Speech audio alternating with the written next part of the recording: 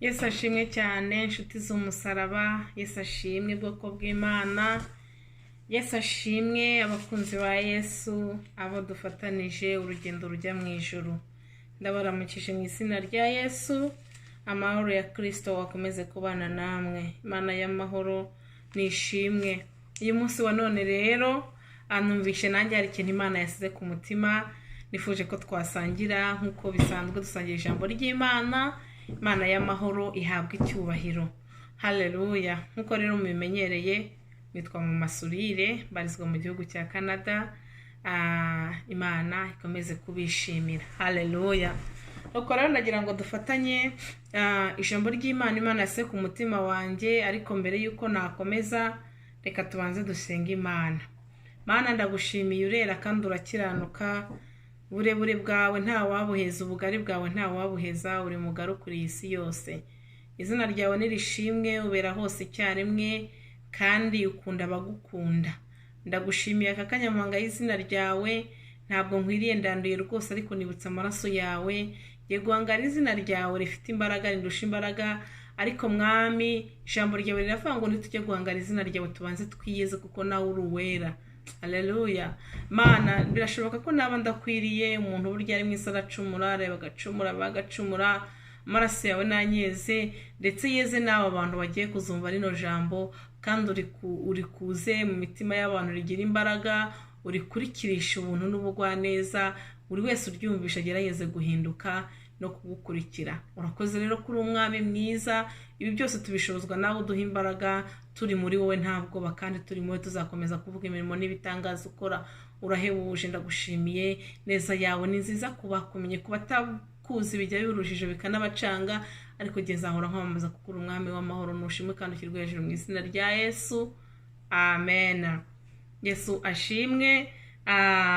Mbere yuko ndirimba, mbere yuko dusangira rino jambo ry'Imana, ndumva hari agakorasi nshaka ko dusangira. Korasi kavuga ngo dukora umurimo w'Imana neza, dukora umurimo tuzahembwa n'Imana. Dukora umurimo w'Imana neza, kuko ari wo uzaduherekeza. Dukora umurimo w'Imana neza, dukomeze dukore tuzahembwa na Data. Nubwo bitoroshye tubukore neza, kuko ari wo uzaduherekeza. Yemwe baririmbyi mubikore neza, nubwo babaseka muzahembwa na Data. Bakirisito mubikore neza, kuko ari wo uzaduherekeza. Dukora umurimo w'Imana neza, dukora umurimo tuzahembwa na Data. Dukora umurimo w'Imana neza, kuko ari wo uzaduherekeza. Haleluya. Muririnda janezeza cyane.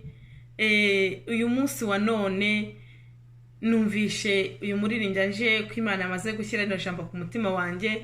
Numva nabwira umuntu wari wese nkamubwira ngo mureke dukora umurimo w'Imana neza. Nubwo bitoroshye, nubwo bigoye, nubwo harimo amahwa, hakaba harimo imisumari, hakaba harimo ibintu byinshi bitugora kandi biduca intege, ariko dukora umurimo w'Imana neza. Haleluya. Tuwukore nubwo bitoroshye, uwo murimo ni uzaduherekeza. Imana nishimwe. Reka dusome rero n'ubutumwa bwiza uko bwanditswe na Matayo. Ni ibice 9, turasoma duhereye, ni ibice 12, turasoma duhereye ku murongo wa 9. Matayo ibice 12, dusome duhereye ku murongo wa 9, turarangiza no ku murongo waho wa 10. Turangiza ku murongo wa 16. Imana yacu nishimwe. We are going to read Matthew chapter 12 we'll be reading verse 9 to 16. Hallelujah. Imana yacu nishimwe cyane. Reka dusome mu izina rya Yesu. Umutwe w'amagambo ravuze ngo Yesu akiza umuntu unyunyutse ukuboko ku munsi w'isabato. Avayo ajya mu isinagogi yabo, asangamo umuntu unyunyutse ukuboko. Babaza Yesu bati, mbese amategeko yemera gukiza umuntu ku isabato? Nuko bamubajije ngo babone uko bamurega. Arabasubiza ati, ninde muri mwe waba afite intama imwe ikagwa mu rwobo ku isabato ntayikuremo? Mbese umuntu ntaruta intama cyane? Nuko rero amategeko ntabuzanya gukora neza ku isabato. Maze abwira uwo muntu ati, rambura ukuboko kwawe. Arakurambura arakira. Kuba kwa kundi abafarisayo barasohoka bajya inama ngo babone uko bamwica. Yesu abibonye arahava, abantu benshi bajyana nawe, abakiza bose. Imana yacu nishimwe cyane. Amen. Iri jambo riratangaje. Imana nihabwe icyubahiro. Njyewe natekereje kuri uyu munsi wa none, numvishe iri jambo ryanjye, reka nshake titre nariha, iravuga ngo gukora no mu gihe kitari ngombwa. Imana nishimwe. Amen. Uyu Yesu yaragiye ajya mu masinagogi, yaragiye mu rusengero, noneho ahasanga umuntu unyunyutse. Ariko kubera ko abafarisayo bari bafite ibyabo bintu bisizemo, bakumva ko nta muntu wakora ikintu ku isabato, bakumva ko nta muntu wagira icyo akora ku isabato. Ariko noneho rero Yesu baramubaza, bamubaje bari kwijijisha, ngo se birashoboka ko umuntu yakiza abantu ku isabato? Yesu arabasubiza ijambo ryiza cyane, arababwira ngo, mbese muri mwebwe, haleluya haleluya, Imana nishimwe, ngo mbese muri mwebwe hari umuntu intama ze? Cyangwa se birashoboka, reka tubifate gutyo, birashoboka ko ku isabato ntabwo abafarisayo bizirizaga isabato cyane. Ariko noneho babaza Yesu, ariko mu by'ukuri bari bamubajije bagira ngo bamushakeho ibirego, ngo birashoboka ko umuntu ngo yasengera umuntu ku isabato, cyangwa se yakiza umuntu ku isabato. Ariko Yesu arabasubiza ngo, muri mwebwe hari umuntu intama yiwe yagwa mu rwobo akayirekeramo ngo nukubera ari ku isabato? Ni nkaho yari kuvuga ngo birashoboka ko muri mwebwe umwana w'umuntu yahura n'ikibazo, cyangwa se itorero ry'Imana ryahura n'ikibazo, noneho abantu bakareka gutabara itorero ngo nukubera ko ari ku isabato. Ubundi isabato bikorwa n'ibiki? Isabato ni igihe bagafata wenda tuvuge bari gusenga Imana, ariko n'ubundi gusenga Imana si ugufata mikoro ngo urangurure ngo ndakorera Imana. Oya, ahubwo gukorera Imana ni ugukora neza. Haleluya. Ikintu cyose ukoze neza egare gukorera Imana. Imana nishimwe. Noneho Yesu abahaye umugani, nuko rero Yesu arangije aramubwira ngo rambura ukuboko kwawe. Arakurambura ukuboko, arakira mu izina rya Yesu. Bishatse kuvuga ngo bari kumushakaho ibirego. Ariko noneho rero barangije babonye ko amukijije, babafarisayo baraterana baravuga ngo ntago yakagombye kumukiza.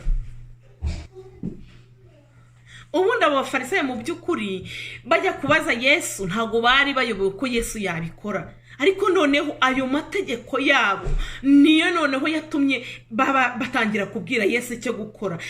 mu minsi ya none abantu bafashe iby'Imana babihindura ibyabo. Abantu barabona abantu bari gupfa, ngo hoya rwose ngo mbabarire cyane, ntabwo nazaboneka, ntabwo naza kugusengera, mfite ibikorwa by'Imana nzaba ndi gukora. Hoya rwose niba bigenze gutya egera hirya mu murimo w'Imana, twebwe dukora gutya. Oya, Yesu yavuze ngo niyo mpamvu nanjye ngomba niba mushobora gukiza intama zanyu zageze ku isabato, kuki ngewe ntakiza uyu muntu? Abantu muri iyi minsi ya none basigaye bafata ijambo ry'Imana bararihinduye baryigirira ukwaryo, noneho barashaka noneho basigaye babwira n'Imana icyo gukora.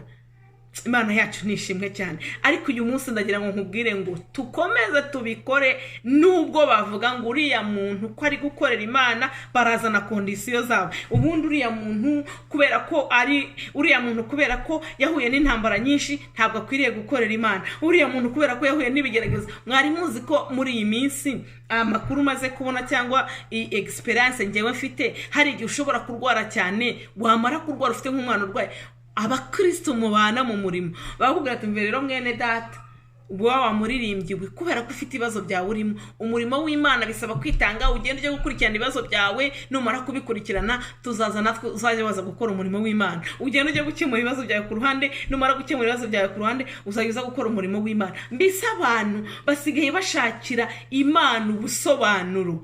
Urumva abafarisayo mu by'ukuri bari kwigisha Yesu icyo gukora. Ubundi amategeko tugenderaho ni Yesu wayaduhaye. Iri jambo, iyi Bibiliya ni ijambo ry'Imana rizima. Niba Yesu akubwiye ngo senga, wowe senga. Ujya kubwira ngo ubundi rero Mana, ngo uriya muntu rwose yarakwiriye gufashwa, yarakwiriye kurengerwa, ariko ntago byari bikwiriye kuba ku isabato. Imana nishimwe. Imana yacu bakristo iragutabara. Yagutabara kuwa mbere, yagutabara mu kwezi kwa mbere, yagutabara kwa kabiri, yagutabara mu mpera z'umwaka, yagutabara muri corona, yagutabara. Ntabwo Imana abantu bo nibo baterana. Nagiye mbona abapasiteri bagaterana bagahuza ibintu rwose, bagahuza ibintu. Abapasiteri nka 5-10 bakicara bakavuga ati uriya muntu tugiye kumugirira gutya, bakabana muhagarika kandi umuntu atari mu mafuti, cyangwa se bakaba banamuca mu rusengero batabanje no kureba, bakavuga ati ese uriya muntu koko mu by'ukuri uriya muntu turi gukora nk'uko Imana yakora. Imana yavuze ko niba umuntu ashobora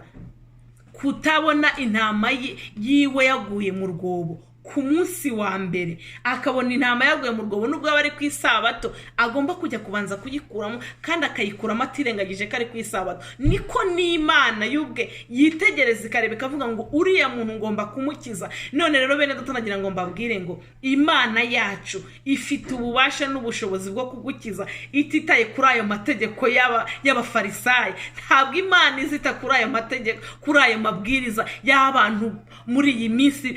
Ukabona umuntu afite ayo mategeko agenderaho, ariko Imana yo ije kugukorera ntabwo izica bya bintu byose, izica ya mategeko, izica bya bintu byose bagendera, kuko Imana yo ifite igihe cyayo. Abantu muri kino gihe basigaye bafata amategeko y'Imana bakareba ukuntu bayahindagura. Ngo namwe nimutekereze bari abafarisayo kugira ngo bajye kubwira Imana ngo ntabwo wari ukwiriye gukiza umuntu kuri kino gihe. Ubwo se koko abafarisayo bo bajya kuvuga ngo Imana niyo yari kwiriye gukiza umuntu ku isabato, ntabwo babonaga ko uyu muntu ababaye? Bari bakwiye no kunezezwa n'ibyo Imana ikoze. None muri iyi minsi ya none barabona umuntu, tuvuge nk'urugero, usigaye uri umuririmbyi, ngo ese uriya we yaririmbye ryari? Abo ni bene data, ntabwo bibareba. Ikintu Imana yakoze, Imana ikora, yaba ari ku isabato yaba atari ku isabato. Uyu munsi naje kukubwira ngo wowe gumamo. Haleluya, guma mu mbaraga z'amasengesho, uzura Umwuka Wera. Ntabwo hari abantu bagiye mu mbabare wenda ku bantu bakijijwe vuba,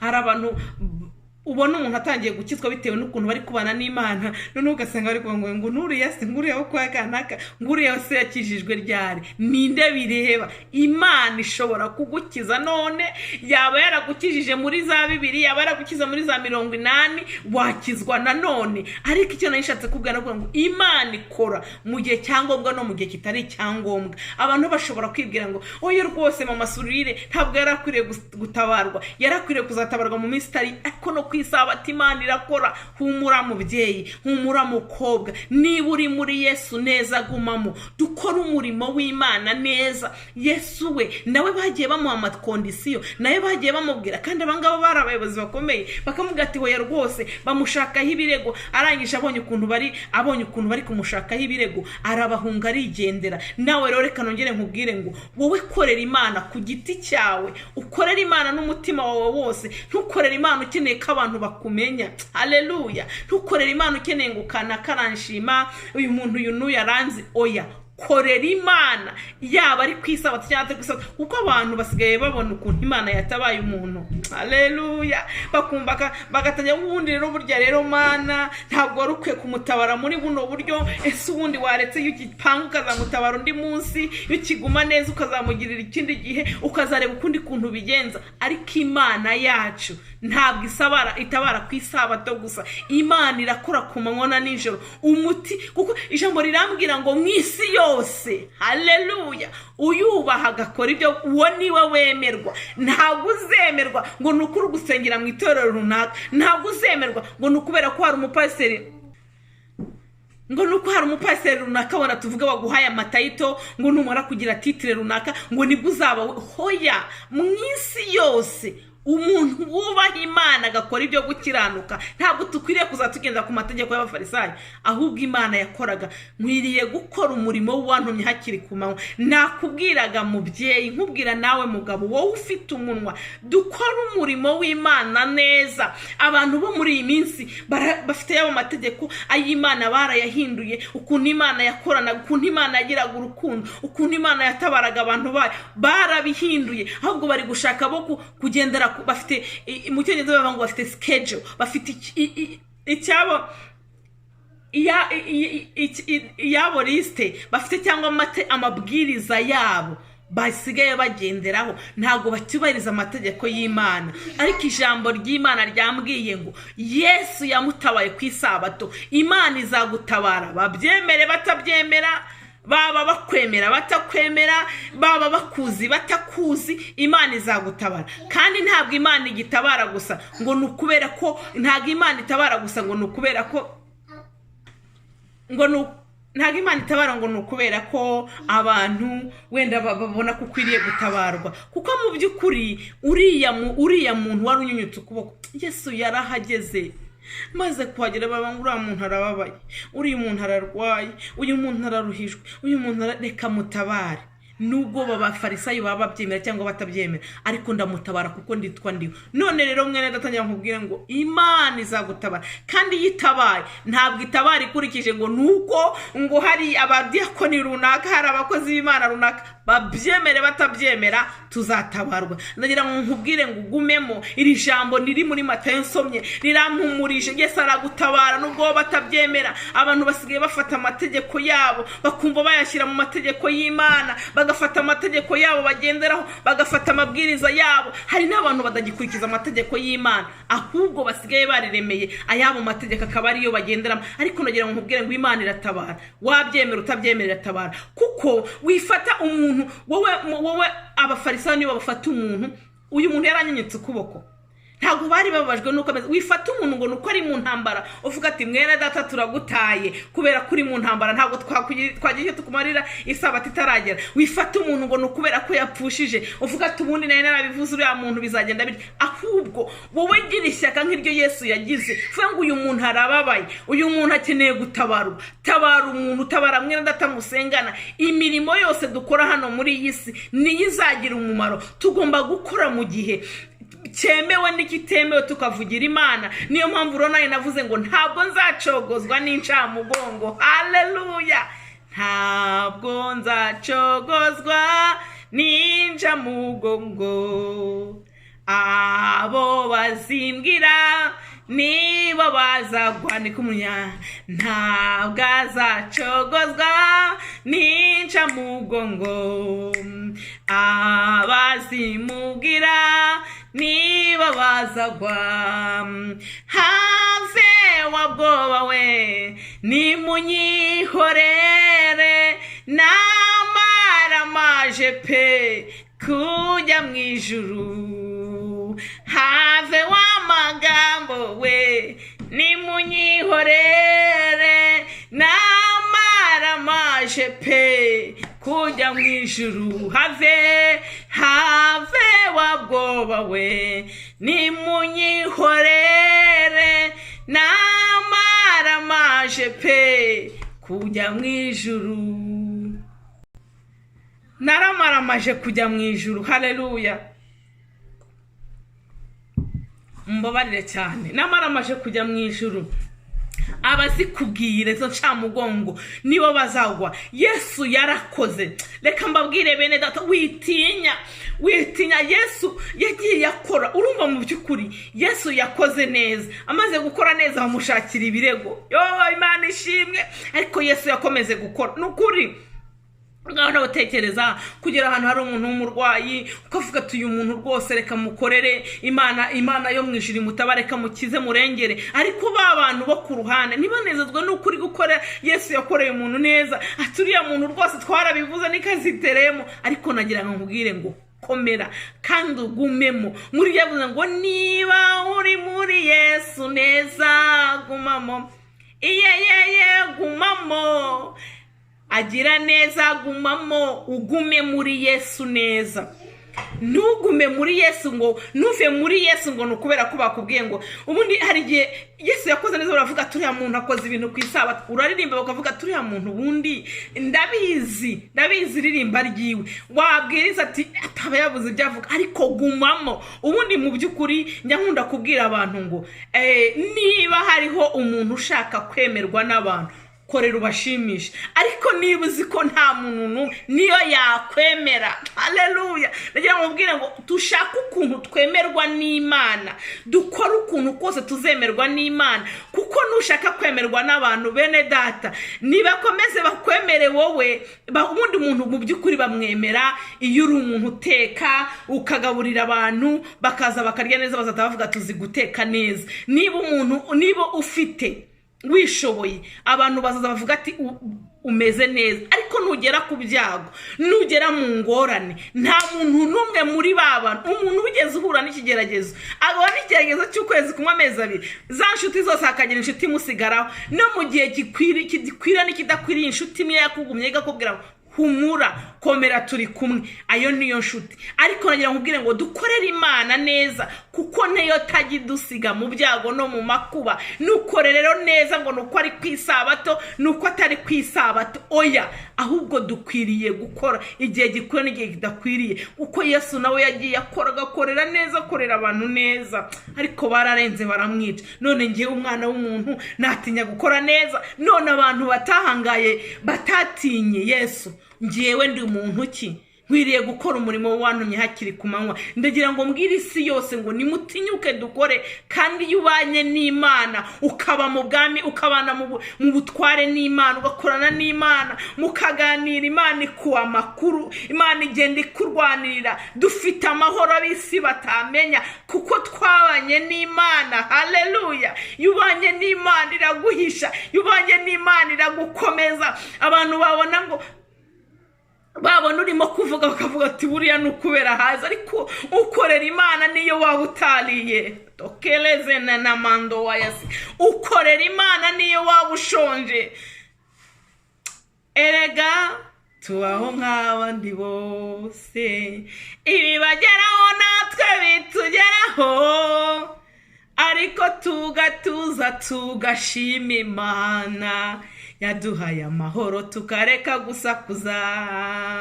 Erega tubaho nk'abandi bose, ibibageraho natwe bitugeraho, ariko tugatuza tugashima Imana. Ibi Yesu nabyo yahuye nabyo. Wowe ucitse intege nanje kubwira ngo witinya, kuko Yesu yagiye akora neza, baramwanga bamuziza gukora neza. uyu muntu bamushakiye ibirego, baramureze, abantu basigaye bahindurira Imana n'ukuri bakavuga ngo uriya muntu yarakwiye gutabarwa ku isabato, uriya muntu ntakwiriye kuzura umwuka wera, uriya muntu ntakwiriye kuba umuhanuzi, uriya muntu ntakwiriye kuba umuvugabutumwa. Ariko ni Yesu bitanga. Ubundi se wowe uretse tayito waha umuntu, cyangwa se uretse tayito wabwira umuntu, nta wundi muntu n'uyo wansengera ukansengera ku ivugabutumwa, ariko ntabwo uzampa ijambo ryemejwe na nyiri ijambo. Tugomba gukorera Imana rero. Ndagira ngo ngire wowe mugabo, wowe mukobwa, wowe mubyeyi, wowe musore uhagurukiye gukorera Imana, ngira ngo ubwire ngo ukomere. Yesu nawe yahuye nabyo, n'ukuri bamuziza ko yakije umuntu ku isabato, kandi nabo wenda nabo ntibahura n'ingorane. Ntabwo umwana wabo yari kurengana, ntabwo wahura n'umuntu urwaye ngo nanirwe kumukiza kubera ku isabato.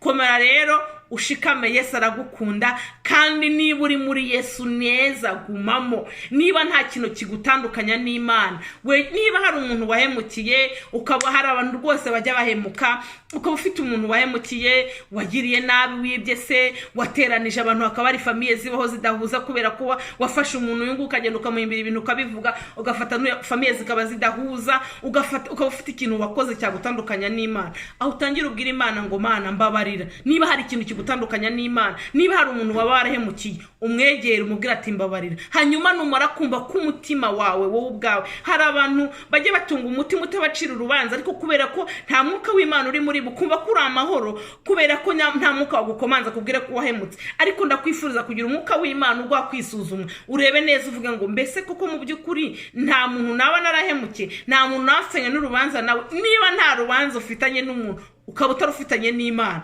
kuko ikibose burya mu isi no mu ijuru kiba kiboshye. Hari igihe abantu bashobora kukubaha bakurenganya, ariko niba bakubaha by'ukuri, banza uwicyurane. Niba hari umuntu waba warahemukiye, umuntu akaba ajya yicara avuga, ukaba ari nk'umuntu ubayeho mu mubabaro warabigizemo uruhare, wegere umubwire ngo mbabarira, n'Imana ikubabarire. Hanyuma ukomeze uvuge ngo ndagukorera Mana. Dukwiriye gukora umurimo wadutumye hakiri ku manywa, iminsi irahita. Reka rero nkubwire ngo ukomere muri Yesu. Iri jambo neza riri muri Matayo ibice 12 duhere ku murongo wa 9 itubwiye ukuntu Yesu yakoze neza, bakaza bakamubwira ngo ntabwo ari kwe gukiza umuntu ku isabato, bamushakira ibirego. Ariko wowe ugume muri Yesu neza, ukora umurimo wagutumye hakiri ku manywa, abantu babyemera batabyemera, kuko tuzahembwa n'umuntu umwe, Umwami Imana. Umuntu ashobora kuza akagushimira ati wakoze neza, ariko Yesu azaduha ubugingo bwihoraho, ubugingo buhoraho bw'iteka. Wigira ubwoba, witinya, ndagukomeje nanjye nkomeze, tuzahurire mu bwami bwo mu ijuru. Shalom shalom,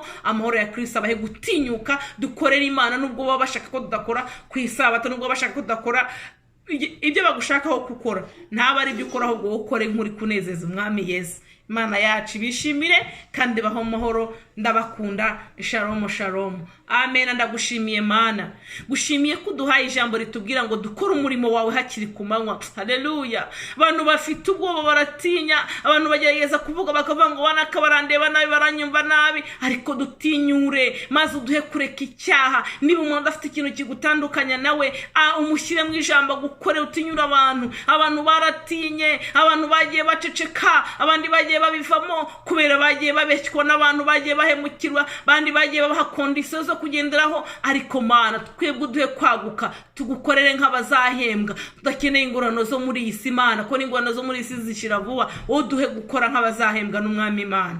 Urakoze ko tugufite, tutakifuza undi murengezi. Herekeza iri jambo ryawe, uduhe gukora yaba ku isabato atari ku isabato. Dukore neza umurimo wawe nk'abazabihemberwa. Urakoze kurikirisha ubuntu n'imbaraga mu izina rya Yesu Kristo. Amen. Shalom shalom. Ukomeze kugubwa neza kandi ifuriza buri muntu wese kwaguka mu izina rya Yesu Kristo. Amen.